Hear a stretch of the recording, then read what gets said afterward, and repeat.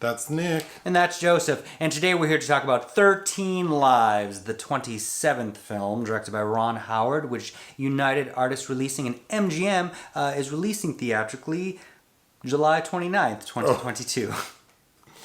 I know who Ron Howard is. I couldn't name a... Backdraft. Backdraft, yes. Oh, I mean, there's 27. Don't even name 7. But what do you think his most popular movie is? Well, he did those... Dan Brown adaptations with Tom Hanks that are all pretty bad. A Beautiful Mind was a big deal. I don't know. As a kid, I really loved Willow. I think he's a really... Oh, he did Willow. Cocoon. Oh. Yeah, he's been around a minute and has done some very notable things. Apollo 13, which this film is kind of trying to mine that same kind of energy, I think. I do think he's a very middle-brow director in the vein of what Clint Eastwood has become.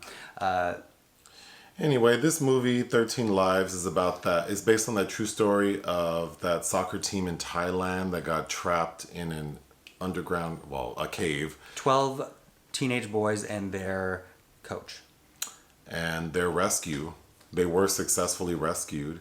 The boys got caught in there because after soccer practice, they went to these famous caves to just explore them as normal. But then monsoon weather came and they were trapped.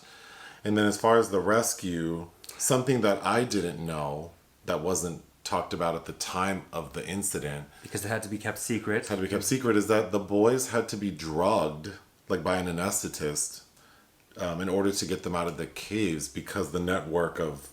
It was a 5, 6, 7 hour dive in this network of caves. There's very tight spaces, and they display that if you aren't accustomed to diving, that you panic. And these boys most certainly would have panicked, and they would have...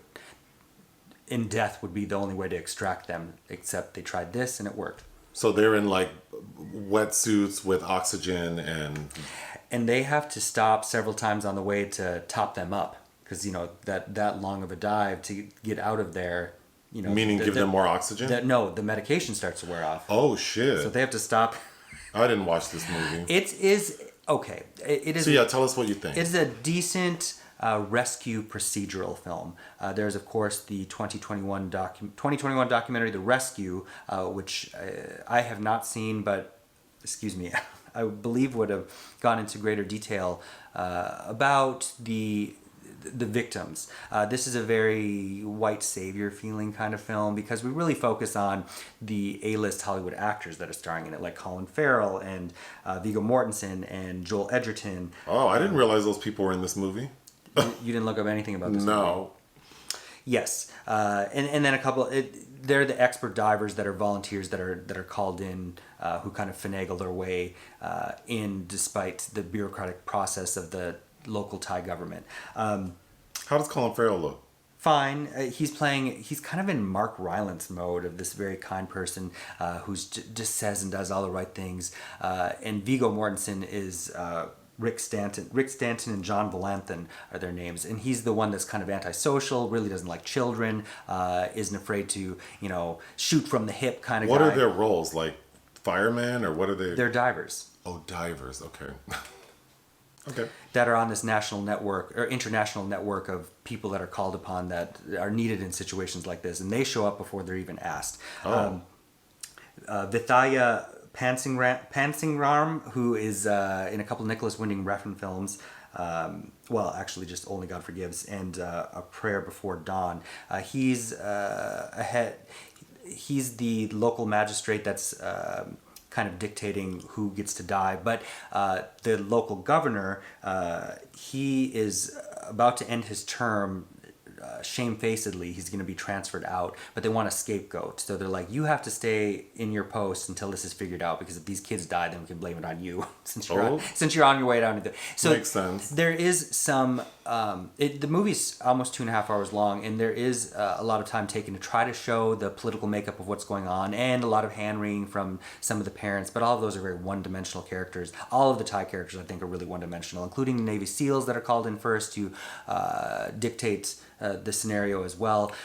How long are the people stuck in the cave? 18 days. 18 days. So they and then when they finally figured out what they were going to do, there's at the same time, there's a water engineer who's American born in Illinois but was in Bangkok, has showed up of his own accord because he knows about sinkholes. And so on this mountain, he's got a bunch of locals trying to divert the water through all these sinkholes. And they have to approach the local farmers to 56 million gallons of water were diverted in this incident. And of course, to run down the other side of the mountain, which ruined all the crops of these people. And that's a very corny scene, of course, where they consult the local farmers and they're like, okay, for the boys, we'll do this. And the whole I don't know. The whole time that's all that's said in that scene. The whole time I'm thinking, like, they better have gotten compensation. And they do have a little note that says that everybody I owe you some corn. Sacrifice their crops were compensated.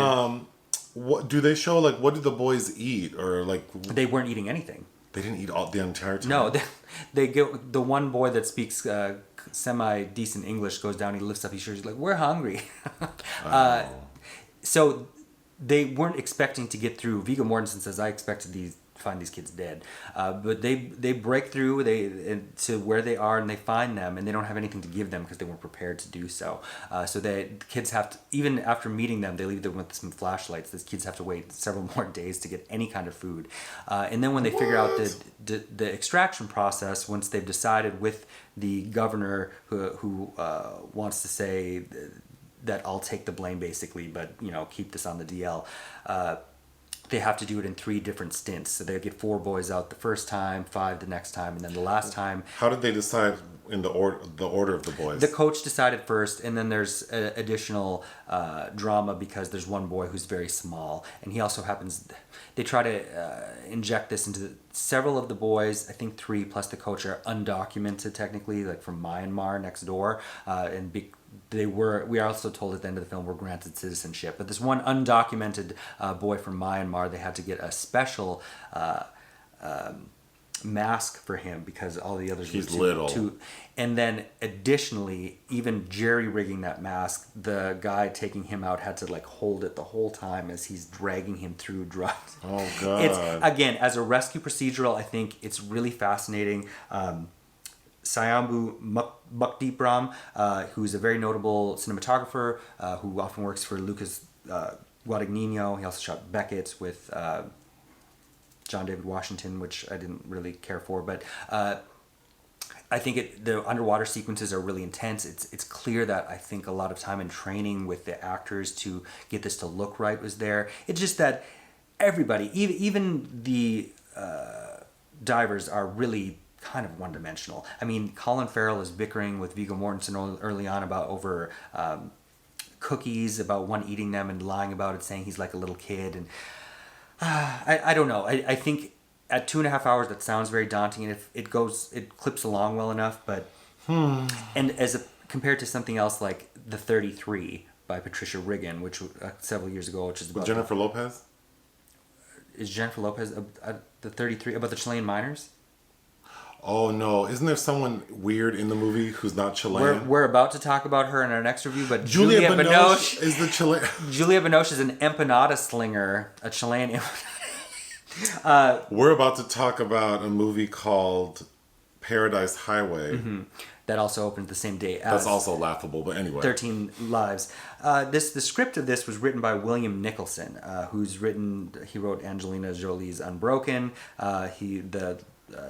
Infamous adaptation of Les Miserables with Russell Crowe singing, Gladiator. He also directed a film we review called Hope Gap. That's the one with Annette Bening and Bill Nighy, where there's the line you really liked in there where the one woman says, "I saw 3 unhappy people, now I just see 2." Okay. Oh, well, you went on and on in that review about how moved you were about that line. I think that he's obviously written and directed other films that were period, based on true stories, blah, blah, blah. I just think there was too much pressure to kind of fit a lot in, and then wasn't really interested in kind of getting any local populace perspective. Anything else? No, I don't think so. What would you give it? 2.5 out of 5. Hit that thanks button. Listen to our podcast. Bye.